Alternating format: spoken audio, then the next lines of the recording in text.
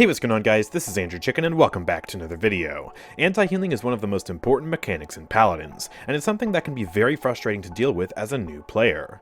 Anti-healing, also known as Cauterize, will make your healing feel absolutely useless when you're deep into a match, and it might leave you wondering why anti-healing is so strong, or why healers aren't stronger than they are right now. Why would the devs add a mechanic that punishes the support class so much? Well, anti-healing is a lot more complicated than that, and it actually adds quite a lot of nuance, strategy, and depth to the game that affects everyone in the match, not just the healers. You have to understand how the mechanic works and the strategies surrounding it to make your healing effective in the later stages of the match. That's why in this video, I'll be explaining how Cauterize works and what you can do to ensure that you'll still be effectively healing yourself or your team in the late game. If you want to see more guides from me, then make sure to like this video and comment down below what topic you want to see me cover next. But with all that being said, let's get straight into the video.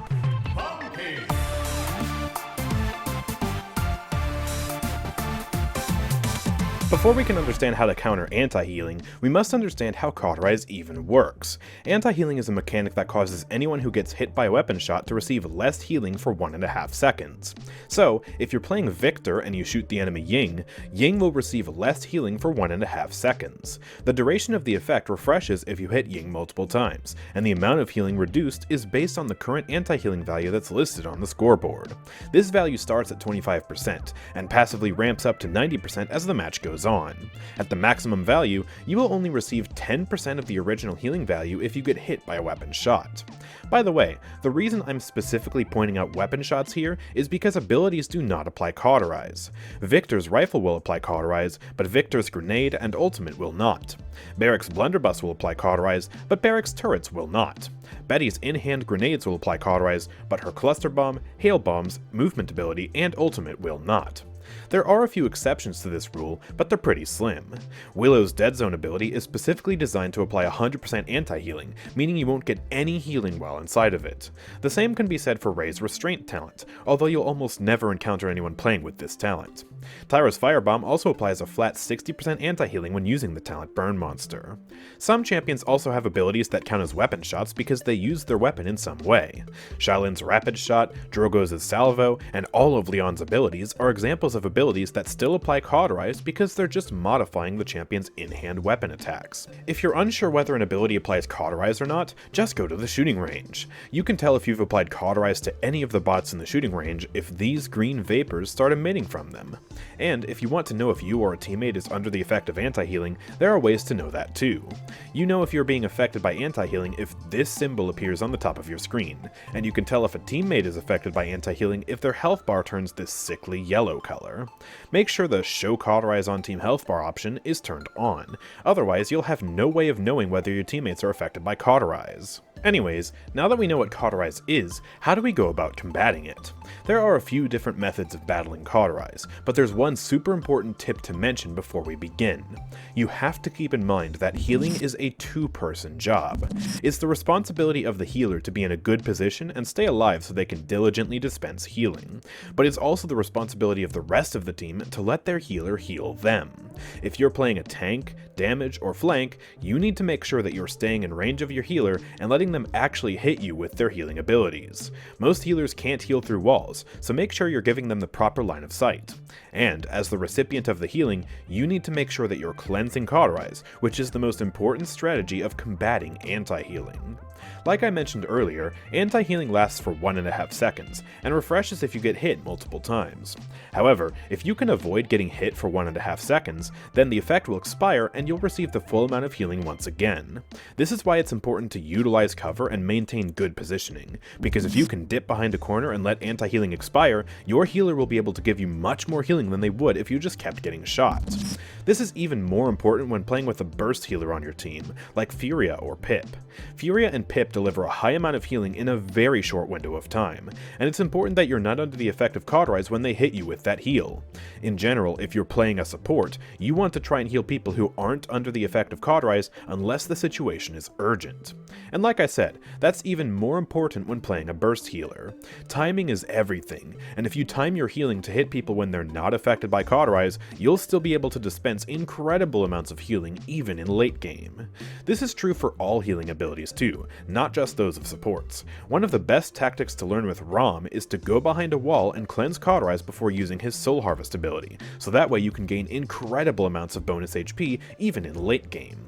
The same goes for Khan and his Battle Shout. One of the most popular tactics is to put up his shield, wait for anti-healing to wear off, and then Battle Shout to receive the full burst heal uninhibited by Cauterize. Shields are generally some of the most effective cover you can use for cleansing Cauterize in a pinch, although they do become less reliable when the enemies start to purchase Wrecker.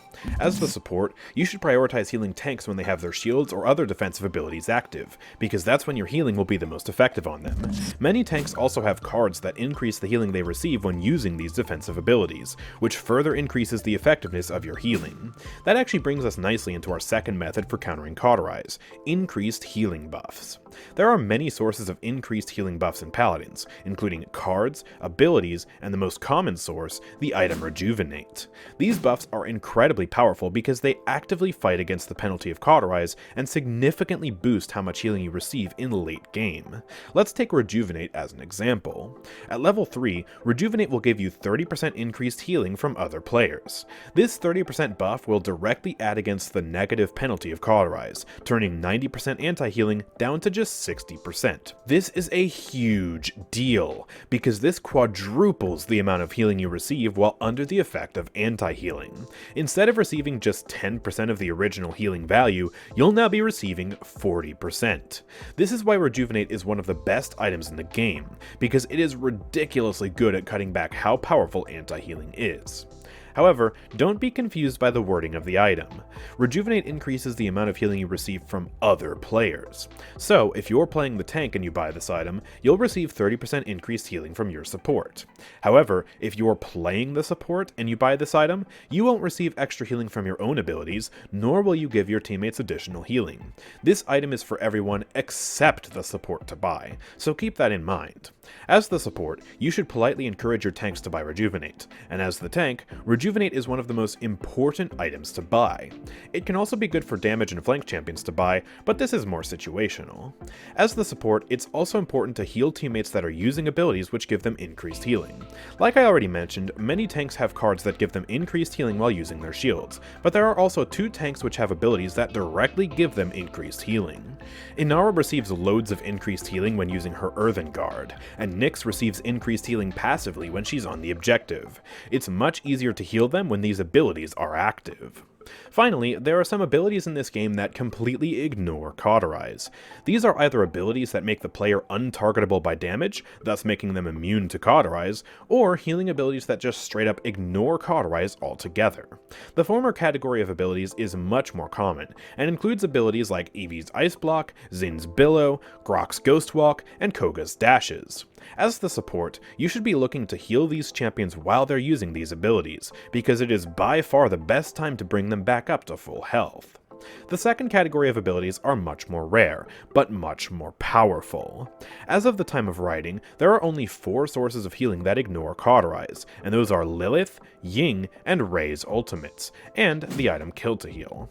Otherwise known as True Healing, these abilities are extremely powerful, and they can be used at any time regardless of anything that's going on with Cauterize to heal the team no matter what. You should feel free to use these abilities whenever someone is in danger of dying, including yourself. And in the case of Kill to Heal, you should buy this item on characters who will be getting a lot of kills, like most flanks. All of these abilities will completely ignore Willow's Dead Zone and Ray's Restraint, by the way, so they are truly omnipresent. Now, let's cover some bonus tips that can help you get more healing without directly engaging with Cauterize. The first one is a simple but helpful tip, which is that if you have to choose between healing a half-health damage champion and a half-health tank, you should choose the half-health damage champion. Even though their health bars look the same, the damage champion has far less health and is in greater danger of death. Tanks are called tanks for a reason. They're able to sustain a lot of damage before being taken down. You obviously shouldn't neglect your tank if they're in danger of dying, but you also shouldn't be so obsessed with healing the tank that you forget everybody else. The second tip has to do with two items that don't seem related to healing at face value, those being Haven and Veteran. These items effectively do the same thing, that is, increase the amount of damage you can take, but one of them is far better than the other. Haven will actually make it way easier to heal you than Veteran will, and this is because of some simple math. Haven actively reduces the amount of damage you take, thus diminishing the amount of health you need healed back. Let's look at a practical example. With no Haven, Kinessa snipes you for 1200 damage, and then you receive a 1000 health potion from Pip. In total, you're missing 200 HP. Now, let's do the same thing again, but with Haven 3. Haven 3 gives you 18% damage reduction, so now you take just 984 damage from Kinessa, but you still receive the same 1000 health potion from Pip. Pip heals all your health back now, with 16 health to spare. Damage reduction is a very helpful stat to build for because it makes you much easier to heal compared to just having a bunch of raw health. That's why Inara's Earthen Guard is so strong, because it reduces the amount of incoming damage, and then also provides an increased healing bonus to make healing even more powerful. Veteran is generally way worse than Haven, with its only saving grace being that it's cheaper. That's why most of the time, you only see people buy Veteran after they've bought Haven for even further protection. But anyways, that's gonna do it for today's video. If you found this video to be helpful, make sure to drop a like down below and subscribe for more guides from me. And if you want to keep me making high quality guides in the future, then consider supporting this channel by joining the memberships program below. By clicking the join button down below and choosing your price, you can support this channel and get some sweet rewards in return. The prices are cheap, and I'd really appreciate your support. But with all that being said, thank you guys for watching, I'll see you guys next time, peace out.